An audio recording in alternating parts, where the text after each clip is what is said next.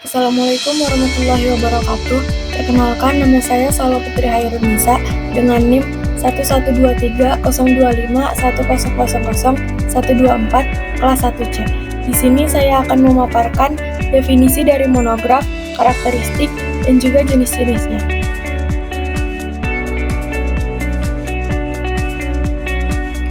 Secara umum, buku monograf adalah tulisan ilmiah dalam bentuk buku yang substansi pembahasannya hanya pada satu topik dalam satu bidang ilmu kompetensi penulis. Adapun sumber tulisan atau sumber isi buku monograf adalah dari hasil penelitian dosen tersebut, kemudian ditambahkan dengan data dari referensi lain, baik dalam bentuk jurnal, buku ilmiah, maupun yang lainnya. Jadi, di dalam satu judul buku, hanya akan ada satu topik yang dibahas dan dikupas secara tuntas dari bab awal sampai akhir. Buku ilmiah jenis ini juga termasuk buku terbitan tunggal, yang artinya terbit hanya sekali, tidak berseri seperti jurnal. Karakteristik dari monograf yaitu yang pertama, berasal dari hasil penelitian, yakni dari hasil penelitian dosen, sehingga penulisan dan penerbitannya menjadi bagian dari pelaksanaan tridharma terkait tugas penelitian. Yang kedua, digunakan dosen untuk mengajar dan meneliti, sehingga bisa menjadi buku pegangan saat mengajar mahasiswa dan bisa dijadikan referensi saat menjalankan penelitian. Yang ketiga, pemaparan sesuai alur logika, yakni berurutan dari pembahasan paling mendasar menuju ke pembahasan lebih kompleks. Yang keempat, gaya penyajian formal. Ada aturan terkait gaya bahasa di dalamnya, yakni menggunakan gaya bahasa atau gaya penyajian formal. Memenuhi batas minimal jumlah halaman, di mana disebutkan buku monograf minimal sejumlah 40 halaman, tidak boleh kurang. Yang keenam, diterbitkan dan ber-ISBN. Buku monograf juga diwajibkan untuk dipublikasikan secara resmi, baik melalui penerbit resmi, penerbit perguruan tinggi, maupun yang lainnya, sehingga memiliki ISBN dan bisa terdata di Perpusnas. Yang ketujuh, tidak menyimpang dari UUD 1945 dan Pancasila. Isinya disesuaikan dengan hasil penelitian dan berpedoman pada ketetapan satu ini. Yang terakhir, dapat dijadikan rujukan. Jadi, buku monograf yang ditulis dan diterbitkan dosen bisa dijadikan rujukan dosen lain, baik dalam melakukan penelitian maupun menyusun karya tulis ilmiah. Jenis monograf yaitu ada dua. Yang pertama adalah textbook.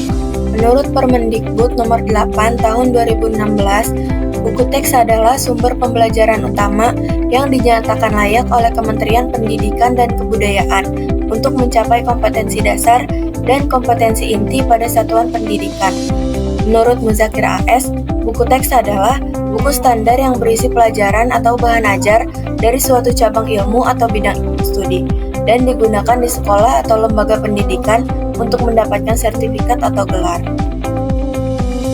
Ini adalah contoh dari textbook ataupun buku teks. Jenis monograf yang kedua yaitu adalah referensi. Referensi adalah sumber acuan atau petunjuk yang menggambarkan informasi dari sumber terkait, seperti catatan kaki atau daftar pustaka dalam dunia akademis. Referensi digunakan dalam karya tulis seperti buku, artikel, dan esai untuk menyebutkan karya tulis orang lain dan memberikan informasi tentang sumber tersebut. Inilah beberapa contoh dari jenis referensi.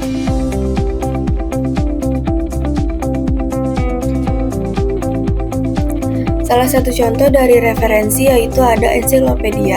Kata ensiklopedia diambil dari bahasa Yunani yang berarti sebuah lingkaran atau pengajaran yang lengkap. Ensiklopedia adalah sejumlah tulisan yang berisi penjelasan yang menyimpan informasi secara komprehensif dan cepat dipahami, serta dimengerti mengenai keseluruhan cabang ilmu pengetahuan atau khusus dalam satu cabang ilmu pengetahuan tertentu. Seringkali ensiklopedia dicampur dengan kamus. Hal ini karena pada awalnya ensiklopedia berkembang dari kamus. Perbedaan utama antara kamus dan ensiklopedia adalah sebuah kamus hanya memberikan definisi setiap entry atau lema yang dilihat dari sudut pandang linguistik, atau hanya memberikan kata-kata sinonimnya saja. Sejarah ensiklopedia di Indonesia. Yang pertama, di era klasik. Ensiklopedia tertua di Indonesia berasal dari Pulau Jawa, yaitu dari budaya Jawa Hindu, dan ditulis dalam bahasa Jawa kuno. Ensiklopedia ini disebut Cantaka Parwa dan berisi segala macam ilmu pengetahuan dan cerita-cerita mitologi dan wiracarita. Kemungkinan besar kitab Cantaka Parwa ini ditulis pada abad ke-9 Masehi. Yang kedua, di era kontemporer, orang Indonesia yang menempuh pendidikan kolonial Belanda mulai terpengaruh oleh ide dan gaya pemikiran Barat pada akhir abad ke-19 dan awal ke-20. Karya ensiklopedia dalam bahasa Indonesia mulai bermunculan, dan Ensiklopedia Indonesia merupakan ensiklopedia terlengkap pertama dalam bahasa Indonesia yang diterbitkan pada tahun 1953 setelah kemerdekaan Indonesia. Selain itu, Ensiklopedia Nasional Indonesia yang terdiri dari 18 jilid juga terkenal. Pada dasawarsa terakhir abad ke-20, muncul Ensiklopedia Islam Indonesia yang disusun oleh Nurholis Majid.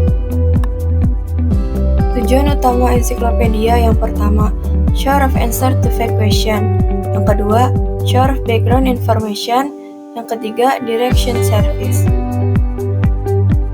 Kemudian manfaat ensiklopedia yang pertama, sebagai sarana untuk mencari informasi dasar mengenai berbagai masalah. Dengan membaca ensiklopedia, maka kamu menjadi tahu informasi ilmu pengetahuan yang belum pernah diketahui. Yang kedua, sebagai langkah awal untuk melakukan sesuatu kajian mengenai sesuatu objek. Ketika kamu membaca ensiklopedia, maka kamu bisa menjadi lebih mudah dalam memulai atau membuat suatu kajian dari suatu subjek. Yang ketiga, sebagai sarana untuk mengetahui kebenaran dari suatu informasi.